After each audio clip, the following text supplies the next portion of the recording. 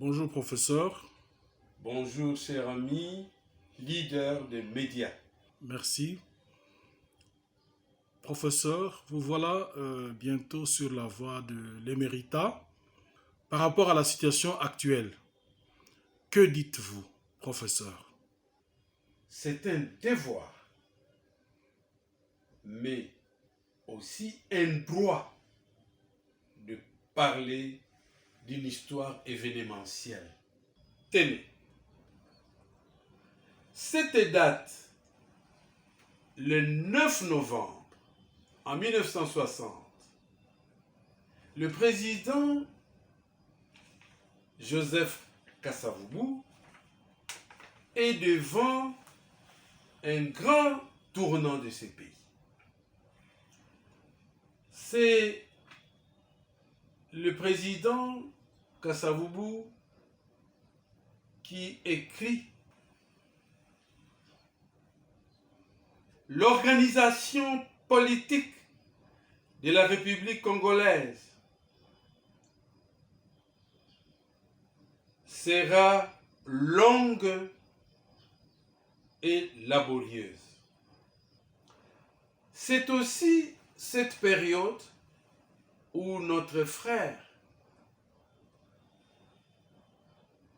Premier ministre Tshombe, qui vient voir le président Kasavubu, nous devons nous réconcilier. Entre nous deux, génétiquement, c'était une obligation. Il lui dit, devant cette turbulence satanique qui est au Kasaï, nous allons créer notre État. L'État du Sud, qui prend Congo central, Bandundu et Katanga. Et le président Kasavubu lui dit non. C'est le moment de garder ce pays. C'est en ce moment où il demande à l'ONU, l'Organisation des Nations Unies, de quitter le pays. L'ONU vient dans ses projets machiavéliques.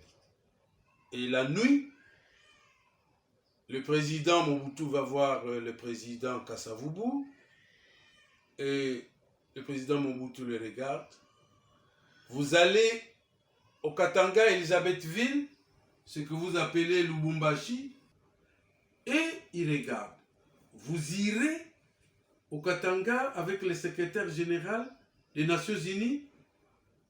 Le président Mobutu a dit, mais comment le président Kasavubu savait que M. Mobutu allait avec le secrétaire général? Et il part, il a pris un peu de champagne, il s'en est endormi.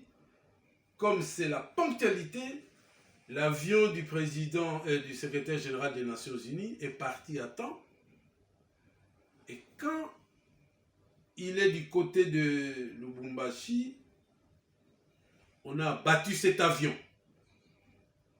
L'avion est tombé en Ndola. Donc l'avion est tombé en Zambie. Vous dites ici. Est-ce que les Congolais peuvent internaliser le racisme, le tribalisme? Pourquoi il est décédé? Plus tard, si nous devons écrire, c'est la mort programmée de ce pays.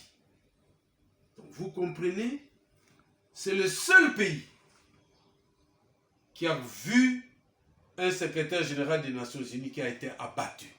Et Dag-Major, c'est un pays du Nord. C'est ces pays qui sont capables, qui ont inventé Nokia. Et donc, ces téléphones ont besoin de terres rares.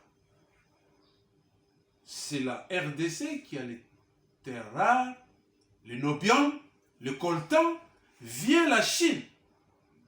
Vous pouvez oublier, c'est ça que je dis, de la décomposition vers la composition.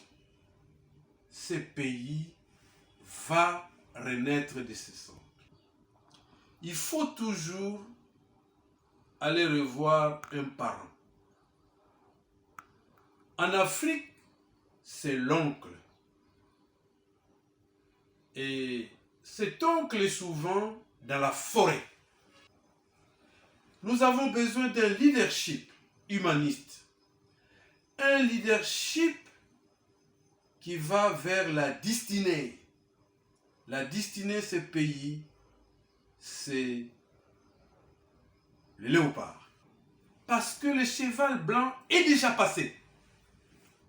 Le cheval jaune est en train de partir. Prenez votre destinée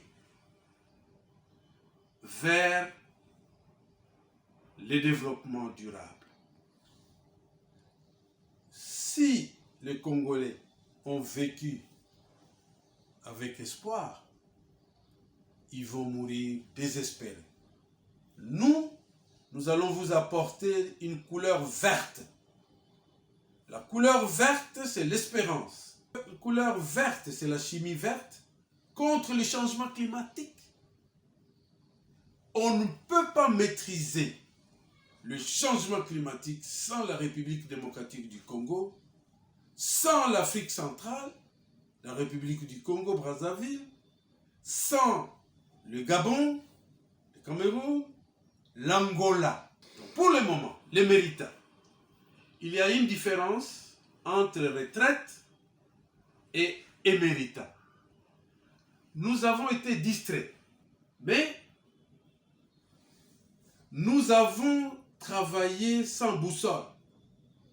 La culture d'écoute, et le président Kasavubu, pour lui le silence était d'or. La culture d'évaluation. Est-ce que nous avons évalué? La culture d'agir. Pour nous, nous allons proposer un paradigme. Ça veut dire un nouveau leadership. Pour penser autrement, ce qui nous a manqué, c'est la conceptualisation.